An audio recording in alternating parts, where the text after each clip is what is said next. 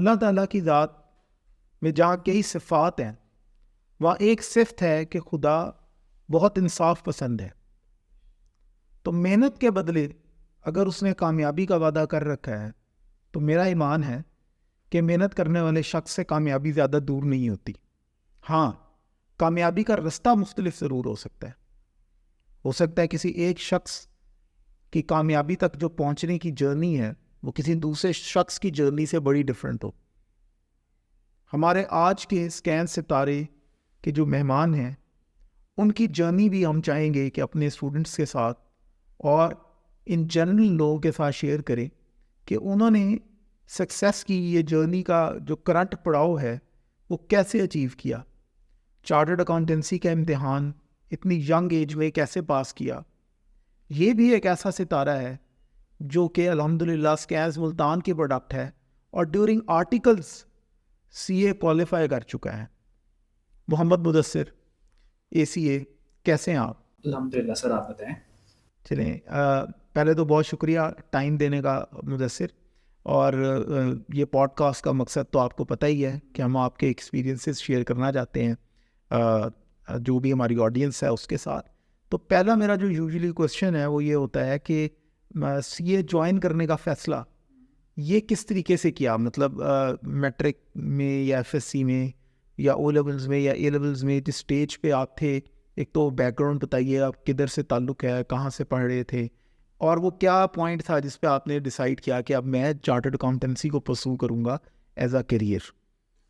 जहाँ तक मेरी मैट्रिक है, मैट्रिक मेरी हुई थी पेप्स के अंडर एक स्कूल था, जो कि एक लोकल स्कूल था, बहुत ज़्यादा उसका नाम नहीं था। ठीक है, वहाँ से मैंने मैट्रिक की और जो मेरे मार्क्स थे वो लेस देन 80% थे।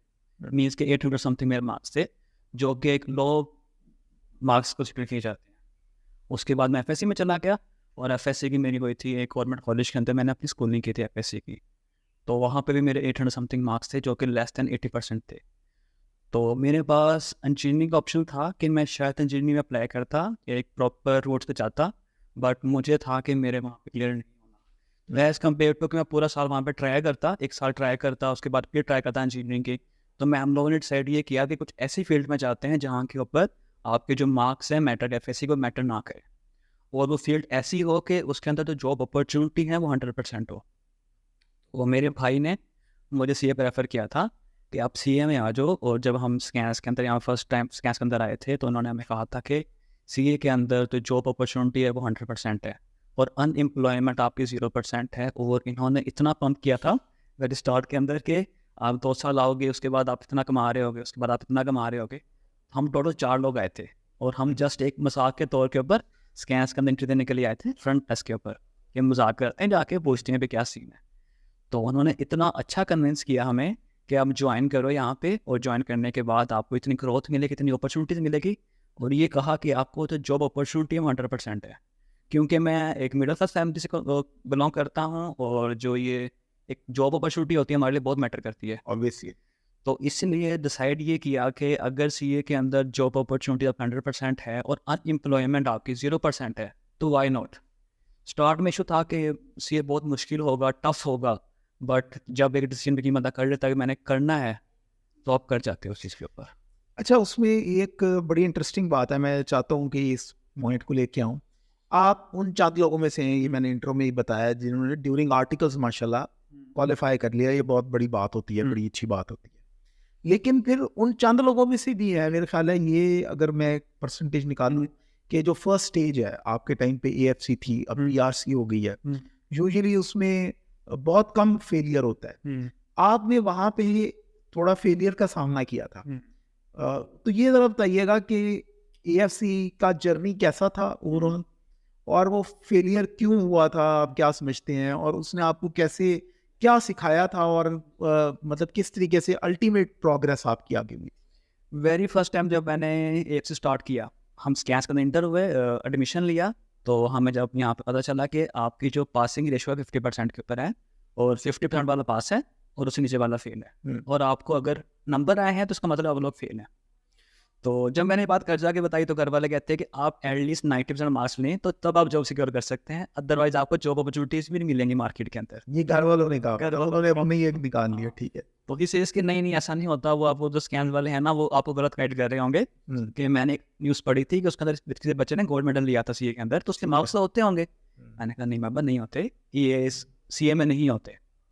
एक मीडियोकर स्टूडेंट थे। मीडियोकर स्टूडेंट था, और मीडियोकर स्टूडेंट होने की वजह से जब मैं यहाँ पे आया था और मेरे 800 समथिंग मार्क्स मेरे पास ऑलरेडी आ चुके थे, 800 मार्क्स ना, जो कि 70% से बचते हैं।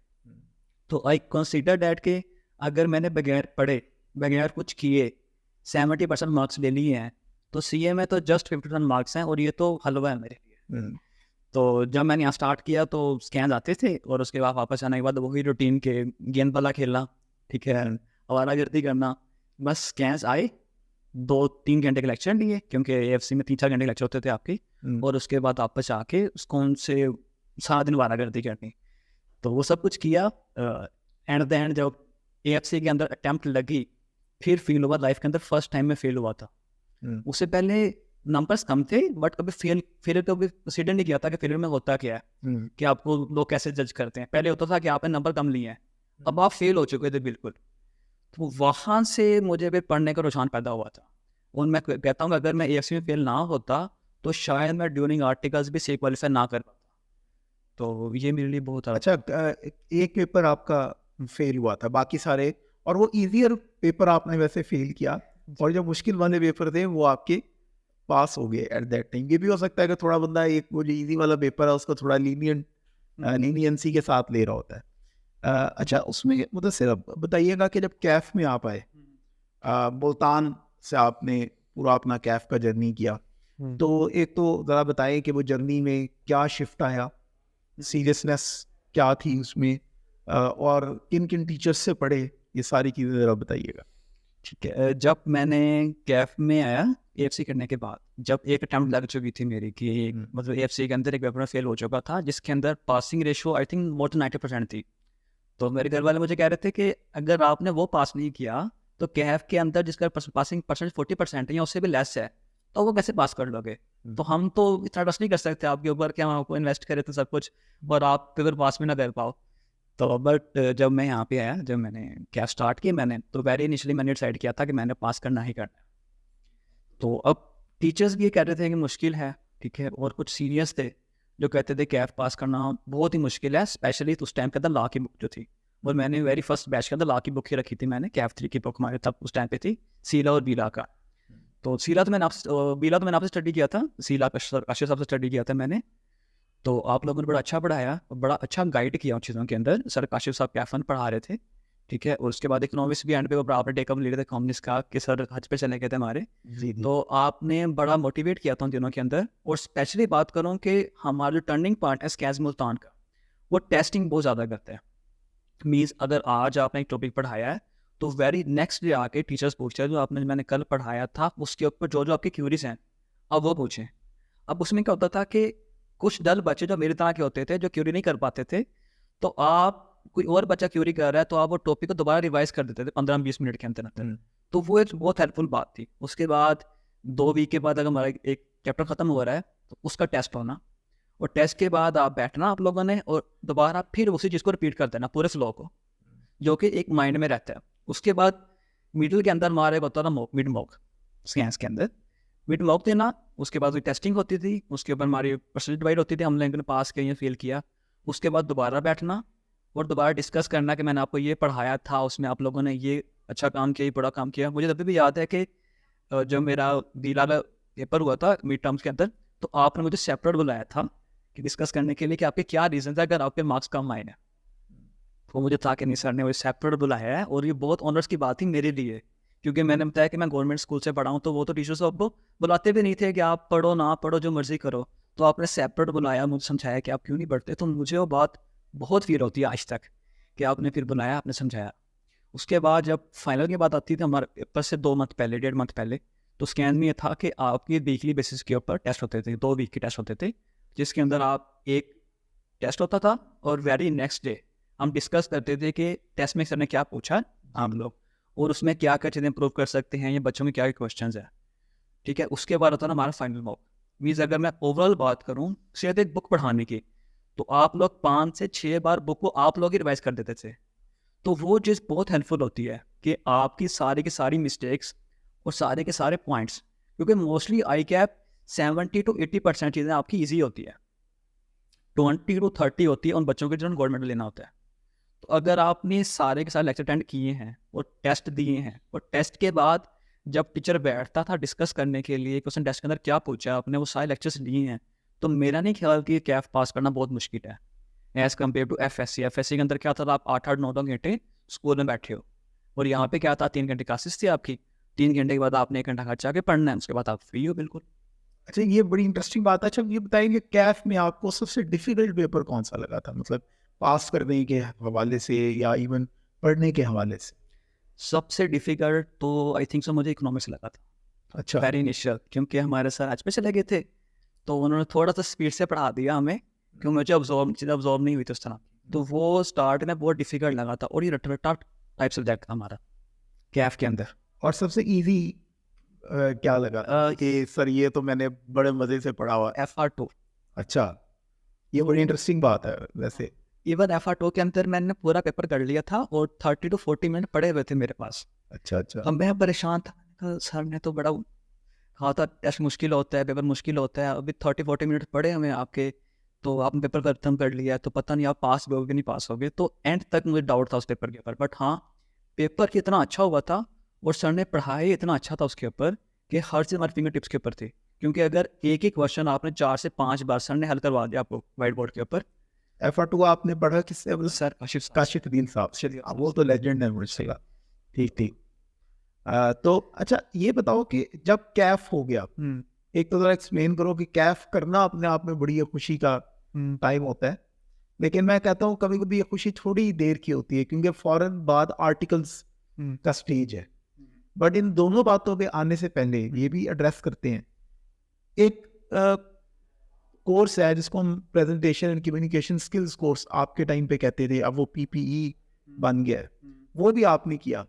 मुझे बताइएगा कि उस कोर्स ने क्या कोई हेल्प किया, और अगर किया तो कैसे किया, ताकि मतलब बाकी जो लोग सुन रहे हैं वो अंडरस्टैंड करें कि पेपर्स के साथ साथ कम्युनिकेशन स्किल्स सीखना, और जो आई कैप का ये पूरा उन्होंने ये एक रिक्वायरमेंट रखी हुई है, इससे अगर कोई फ़ायदा होता है तो वो क्या है? हमारे टाइम पे वो PCSE 1 थी। आई डोंट नो कि अभी आई कैप ने कुछ और कोर्सेज भी लॉन्च कर दिए हैं, एनालिटिकल कोर्सेज, मुझे जी, जी। उसका नाम नहीं पता। और हमारी PCSE हुई थी AFC के अंदर, सही। वो हमारा नीचे बैच थी, उसके बाद आई कैप में शिफ्ट करते थे कैफ के ऊपर। जी जी। और जो मैंने PCSE थी मैंने आपसे ही स्टडी किया था, ये मुझे अभी भी याद है। तो अब मैं एक पर्सन था कि जो क्लास में बोलता ही नहीं था, चाहे क्वेश्चन हो जो मर्जी हो।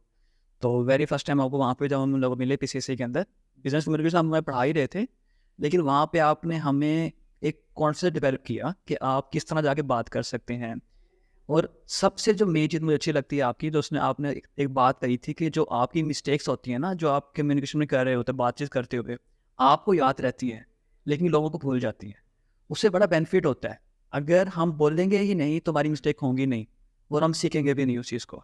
अगर हम मिस्टेक्स कर रहे हैं, आपको याद रहती है, और आप उसको इम्प्रूव करके आप आगे चले जाते हो। और वो पर्सन जिसने वो क्लास ली ही नहीं होती या वो चीज़ अटेंड की ही नहीं होती, उसने वो मिस्टेक करनी होती जाके इंटरव्यूज़ के अंदर, या वहाँ पे जहाँ पे उस चीज़ को बियर नहीं कर सकता। बिल्कुल, मतलब बेसिकली हमें लोगों को इतनी इंपॉर्टेंस नहीं देनी चाहिए जितनी को हम दे देते हैं।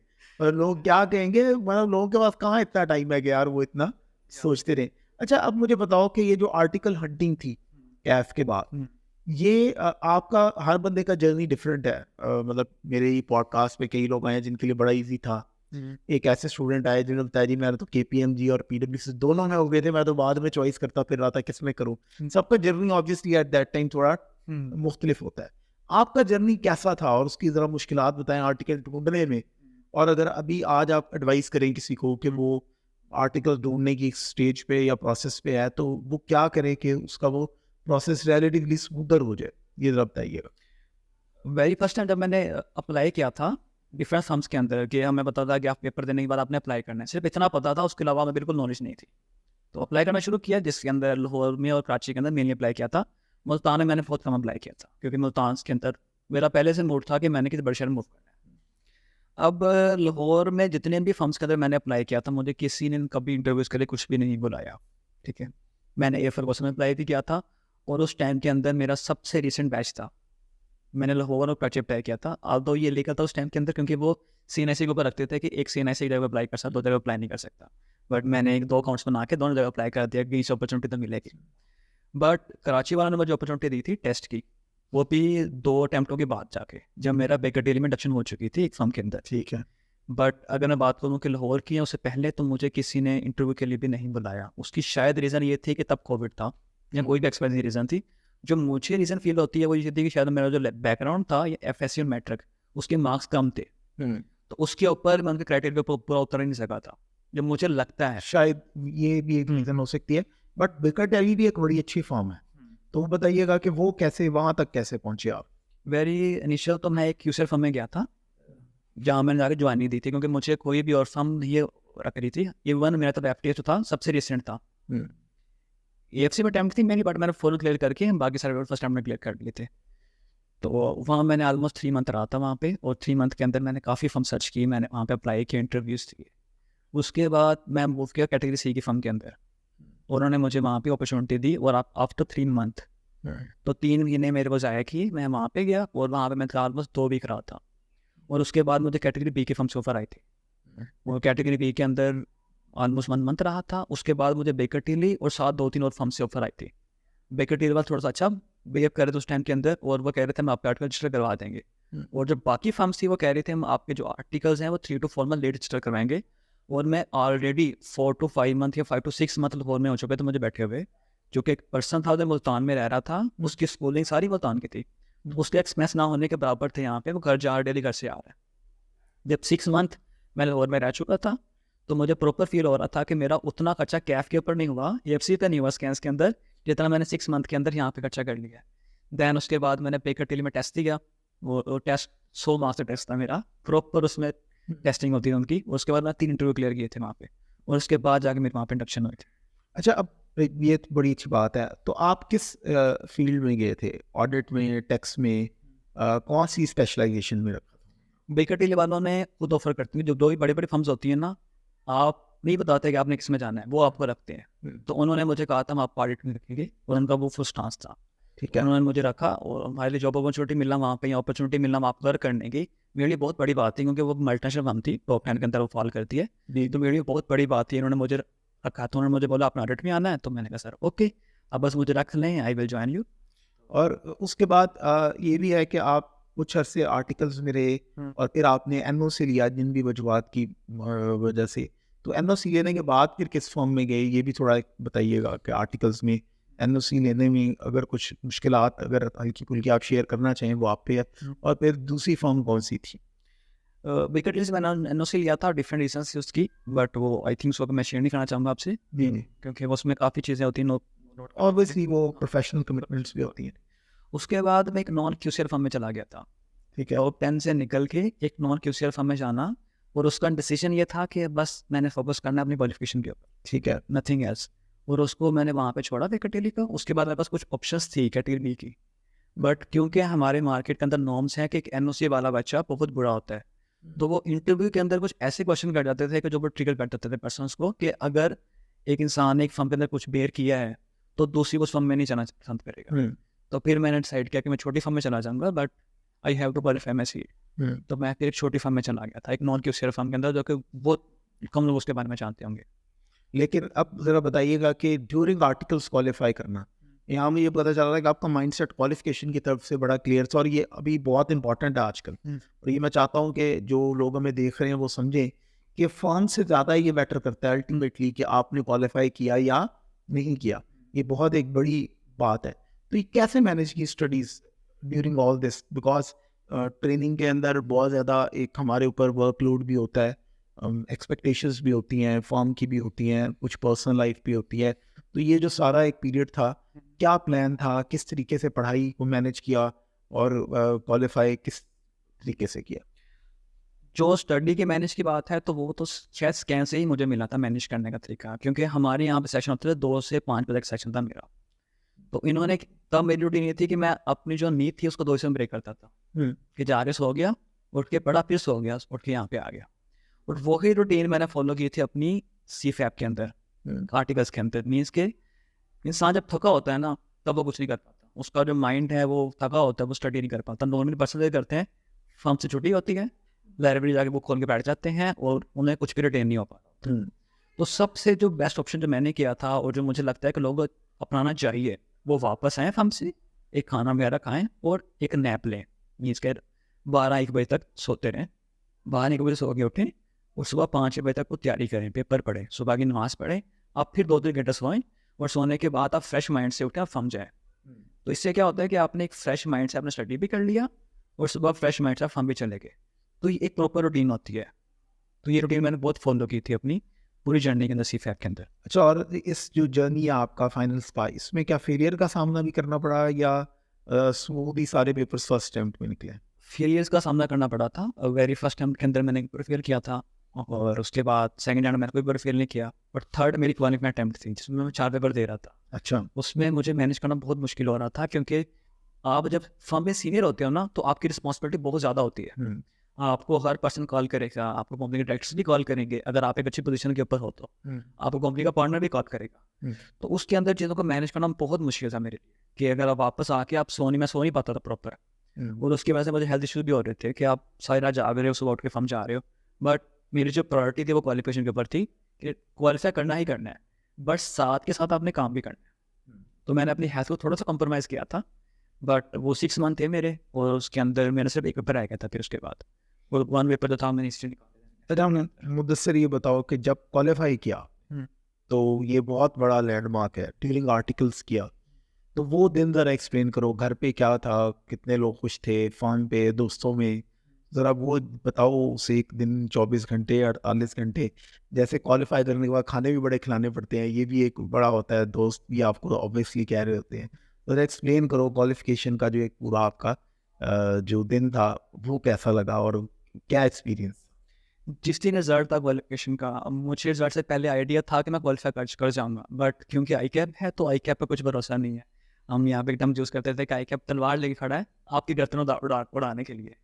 तो आप जितना मर्जी ब्रश अटैम्प्ट कर लो तो एट द एंड आपको पता होता है कि यार कुछ भी हो सकता है, क्योंकि क्वेश्चन होता है सिनेरियो टाइप। अगर आपने सिनेरियो को पिक कर लिया ना तो फिर कोई मार्क्स नहीं आपके। उसने कहा येस नो, आपने कहा नो, टीचर ने पूरा एक्सप्लेन कर दिया। अगर वो येस था तो आपके मार्क्स खत्म हो गए। तो वो चीज़ ना एक पर्सन होता है कि यार रिजल्ट आ दे तो फिर पता चलेगा। तो पूरी रात मैं सो नहीं पाया था रिजल्ट की टेंशन की वजह से भी। रिजल्ट है और उसी दिन मेरी 9-9:30 बजे मीटिंग भी थी। अब मुझे वो मीटिंग भी अटेंड करनी थी क्योंकि मीटिंग का होता है लाजमी होती है क्लाइंट्स के ऊपर, और वो क्लाइंट मेरे पास बिल्कुल नया क्लाइंट आया था मेरे पास। तो जब मैं सुबह उठा और मैं कपड़े प्रेस कर रहा था क्योंकि यार पोस्ट लाइट था मैं, तो प्रेस करते हुए मुझे मैसेज आया था। तो जब मैंने मैसेज देखा तो बहुत अच्छी फीलिंग हुई और एक टाइम पर रोना शुरू कर दिया कि कहाँ कब स्टार्ट किया था, कहाँ से जब स्टार्ट किया था, एफसी में अटेम्प्ट लगी थी या मिडिल क्लास फैमिली था, उसके अलावा आपके मैटर के अच्छे मार्क्स नहीं थे आपके, तो वहाँ से स्टार्ट किया था और वेरी क्विक मैंने क्वालिफाई कर लिया। उसके बाद मैंने घर वालों को कॉल की, मैंने क्वालिफाई कर लिया। तो मामा पापा भी मेरे रोना शुरू हो गए थे कि हमारे बच्चे ने, जो कि हम कहते थे कुछ नहीं करेगा, उसने एक टाइम पीरियड के बाद क्वालिफाई कर लिया सीए। तो जब मैं क्लाइंट पे गया तो मैंने वहाँ किसी को नहीं बताया कि मैंने सीए क्वालिफाई कर लिया। मैं चुपचाप गया, मैंने सारी मीटिंग अटेंड की। मुझे कुछ पर्सन्स की कॉल्स भी आ रही थी जो मेरे बैचमेट थे, जो मेरे सीनियर्स थे, जिनको पता चला मैं क्वालिफाई कर चुका हूँ। तो मेरा जो फ़ोन था वो साइलेंट के ऊपर था और बाय चांस जो मेरे नाम के स्पेलिंग थे ना वो थोड़ा डिफरेंट है। तो जो सर्च कर रहा था कुछ को पता चल रहा था मैं क्वालिफाइड हूँ, कुछ लग रहा था ये फेल हो चुका है। इस मुझे दिलासे देने के लिए कॉल कर रहे थे। तो मैं कोई 12-12:30 मीटिंग से फ्री हुआ।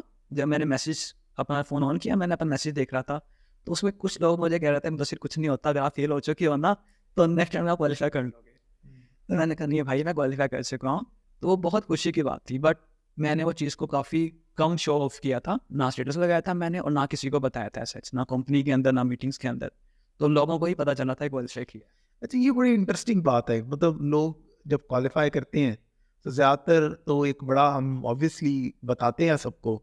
मतलब क्वालिफाई करने के बाद से फॉर एग्जाम्पल जब मैंने क्वालिफाई किया तो मैं तो पकड़ के बता रहा था कि जी मैं कर चुका हूँ, या कोई भी क्वालिफाई करता है तो आपने इतना ज़्यादा नहीं, जिसे कहते हैं ढिंढोरा पिटाई, क्या वजह है इसकी? इसकी बात होती है, अचीवमेंट्स की बात होती है कि आपने उस टाइम तक क्या अचीव कर लिया। सीए क्वालिफाई करते करते जो मेरी एक्सपर्टीज थी या नॉलेज था चीज़ों को लेके, इस फील्ड के अंदर मैं था वो काफ़ी ज़्यादा था।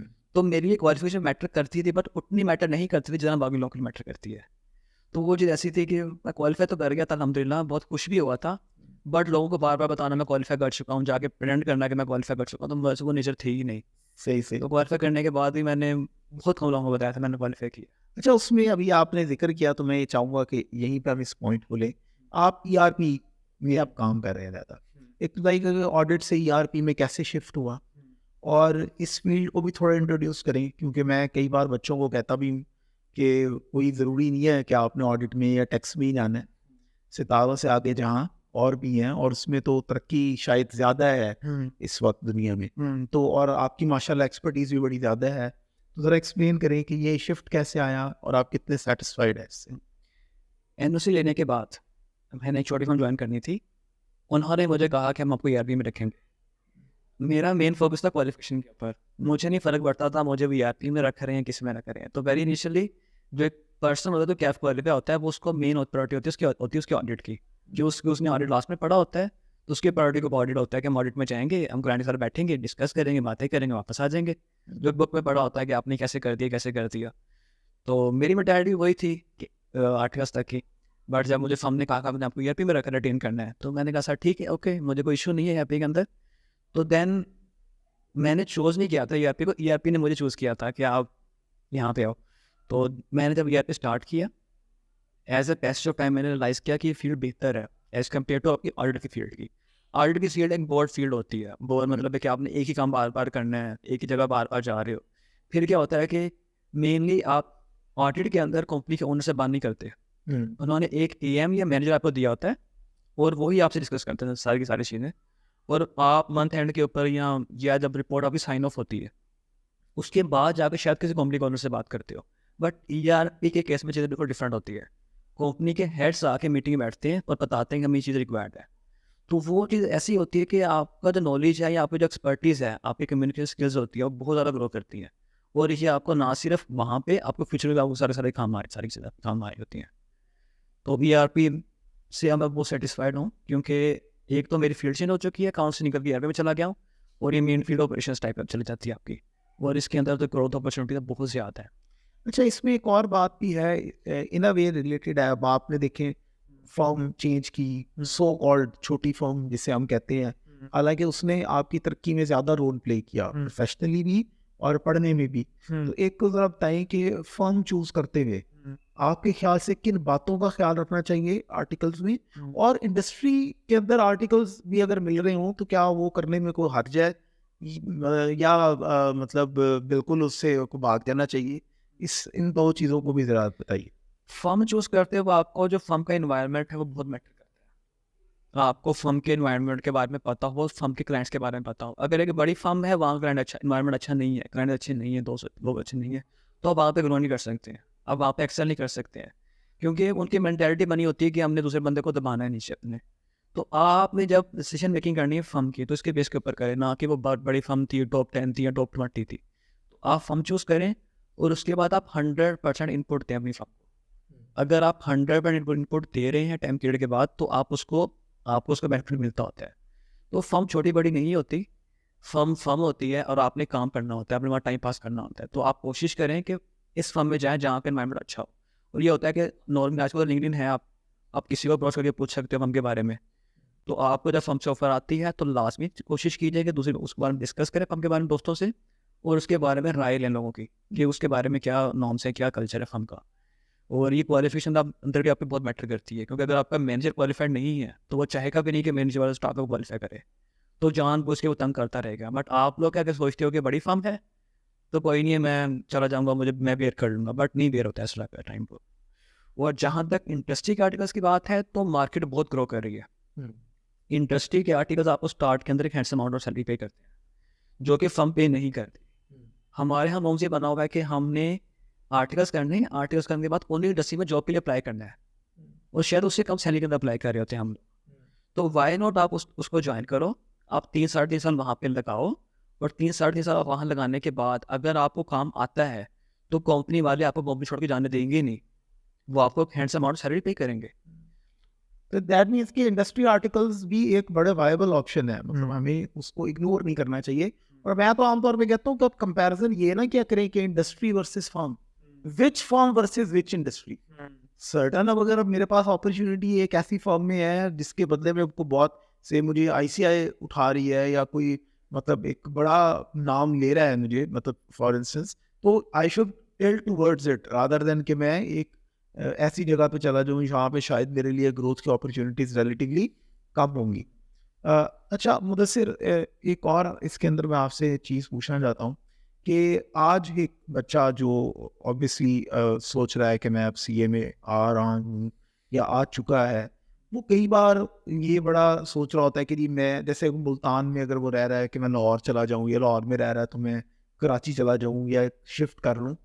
आपका पर्सपेक्टिव क्या है? आपने कैफ यहीं से किया, मुल्तान से किया है, एएफसी भी यहाँ से किया है, उसके क्या प्रोज हैं और अगर कोई कॉन्स हैं तो वो क्या हैं? आप क्या रिकमेंड करते हैं कि मुल्तान से ही कैफ कर लेना चाहिए या कोई शिफ्ट करने की बड़ी ज़रूरत होती है? इसको थोड़ा सा एक्सप्लेन कीजिए। मुल्तान के अंदर इंस्टीट्यूट अच्छी हैं, जितना स्कैन्स हैं तो काफ़ी अच्छे टीचर यहाँ पे अवेलेबल हैं। वो खुद क्वालिफाइड सी हैं, खुद इसी से क्वालिफाइड है यहाँ पे, जिस तरह आप इसी से क्वालिफाइड है माशाल्लाह से। तो एज़ कम्पेयर टू आप लाहौर जाओ, किसी और सिटी में जाओ, वहाँ पे रहो आप 6 to 7 मंथ, आप एक पेपर दो, पेपर बाद में फेल हो जाए, कुछ भी रीज़न हो, तो वो बहुत मुश्किल होता है। सेकेंडली क्या होता है कि हम अगर मूव करते हैं एफएससी के बाद किसी बड़े सिटीज़ के अंदर, तब हम इतने मैच्योर नहीं होते, और हम क्या करते हैं वहाँ जाने के बाद अपनी चीज़ों में खो जाते हैं। जी तो एज़ कम्पेयर टू कि आप तो सिटी में जाएँ, वहाँ जाकर अपना टाइम वेस्ट करें, पहले आप एक हॉस्टल में रहें, हॉस्टल ढूँढें, वहाँ पे खाने का वो मसला हो रहा है, आपके हेल्थ के इश्यूज़ हो रहे हैं आपको, तो अगर आपने कंप्रोमाइज़ क्यों करना है? अगर आपको यहाँ पे वो अच्छी अपॉर्चुनिटीज़ मिल रही हैं तो व्हाई शुड यू? आप लाहौर जाओ, कराची जाओ, वहाँ जाकर स्टडी करो। तो आप लाहौर मुल्तान में रहो, अगर आप मुल्तान के हो, स्कैंस को ज्वाइन करो, और स्कैंस का जो स्टाफ है बहुत अच्छा है, बहुत नाइस है और बहुत हेल्पफुल होता है, ना कि स्कैंस एफसी कैफ के अंदर, उसके बाद भी जब भी आपको ज़रूरत पड़ती है। मैंने तो सरकाश साहब को मैसेज भी किया था, अपनी चीज़ों को लेके थे, मुझे इश्यूज़ होते थे, तो वो बहुत हेल्पफुल होता है आपके लिए एज़ कम्पेयर टू बड़ी सिटी में जा रहे हो जहाँ पे 400-500 बच्चों की एक तादाद है क्लास की, जहाँ पे टीचर्स को नहीं पता कि मेरा स्टूडेंट है कि स्टूडेंट नहीं फ्यूचर में भी। और अगर आप पासिंग परसेंटेज देखोगे तो मेरे हिसाब से अगर मैं कंपेयर करता हूँ, अगर 500 बच्चों का बैच है, वहाँ 20 लोग क्वालिफाई किए हैं, तो 20 तो यहाँ पे भी क्वालिफाई कर जाते हैं कैफ तो। मेरे खुद बैच के अंदर हम 30 to 40% का बैच था, मेरा एएफसी का बैच, उसमें से 4 लोगों ने सी क्वालिफाई कर लिए, माशाल्लाह। तो एक बहुत बड़ी बात है। और जहाँ तक कैफ की बात है तो मोस्टली कैफ क्वालिफाइड है हमारे पास। तो मेरे हिसाब से अगर प्रेफरेंस की बात करते हो तो आप घर रहो, मुल्तान में रहो, अपने एक फैमिली को देखो, आप डेली घर जाओ और फिर आप स्टडी करो, क्योंकि 3 घंटे की आपकी क्लासेस होती हैं, उसके बाद आप फ्री हो। चले अब जो फाइनल सेगमेंट है ये हम थोड़ा सा कोशिश करते हैं कि थोड़ा लाइट रखें। मैं आपको एक वर्ड कहूँगा और आपने बगैर सोचे समझे जो आपके ज़हन में उसके बारे में आता है वो एक्सप्लेन करना है या वो बोलना है। स्टार्ट करें सर। जी sir. Multan, beautiful, Lahore, expensive, AFC, easy, CAF, little bit tough, CA, professional, audit, expertise, ERP, scope in future, future, future IT, AI, IT, love. स्कैंस मुल्तान। Thank you sir. On a final note, क्या आप कोई message देना चाहेंगे या क्या बताना चाहेंगे जो लोग अभी देख रहे हैं या फेलियर फेस करते हैं या कुछ जगह पे स्ट्रगल कर रहे हैं या फर्म्स में थोड़ी मुश्किलात का सामना कर रहे हैं, तो अगर उनको बताना चाहो कि अल्टीमेटली वो जो फाइनल फल है वो कितना स्वीट है और उसके लिए किन चीज़ों का ख्याल रखना चाहिए, तो स्टेज इज योर्स। फेलियर जो है वो सक्सेस का पाथ होता है। अगर आप फेल हो रहे हो तो आपने सक्सेस भी कभी ना कभी अचीव करनी ही होती है, और इवन कभी कभार आपका जो फेलियर होता है आपको सक्सेस की तरफ जल्दी लेके चला जाता है। मेरे साथ एक बैचमेट था जिसने एएफसी कैफ के अंदर कोई अटेम्प्ट नहीं ली, वो अभी तक से क्वालिफाइड नहीं है। मेरी एएफसी के अंदर अटेम्प्ट लग चुकी थी, तो मैंने उस फेलियर को लिया और मैंने उसको प्रॉपर स्टडी किया, आगे फ्यूचर के लिए अपने आप को इम्प्रूव किया, तो मेरे लिए बहुत हेल्पफुल रहा था वो सब चीज़ें। तो फेलियर को आप नज़रअंदाज करो अगर आप फेल हो रहे हो तो। और जहाँ तक फर्म्स के परस्पेक्टिव की बात है तो वो भी एक होता है कि हमें बड़ी फर्म नहीं मिली तो हमें फ्यूचर में ग्रोथ नहीं मिलेगी, फ्यूचर में अपॉर्चुनिटीज़ नहीं मिलेंगी, तो ऐसा नहीं होता। तो फेलियर है उसको आप उस परसीव करें, फेलियर को आप लें प्रॉपर अपने ऊपर, ठीक है मैंने फेल किया था और मैं खुद ही इसको इम्प्रूव करूँगा और मैं खुद ही इसको ऊपर लेके जाऊँगा। बहुत शुक्रिया मुदस्सिर, बहुत मज़ा आया आपके साथ, और आई होप कि जो लोग हमें सुन रहे हैं आपके जर्नी से बड़ा सीखेंगे, और इंशाल्लाह आपकी ये कामयाबी का सफ़र आगे जारी रहेगा, और हम दोबारा भी मिलेंगे और दोबारा नए सिरे से कुछ बातें लोगों के सामने लेके जाएंगे। जज़ाकल्लाह, बहुत बहुत शुक्रिया Mudassir. Thank you sir. Thank you यार, थैंक यू।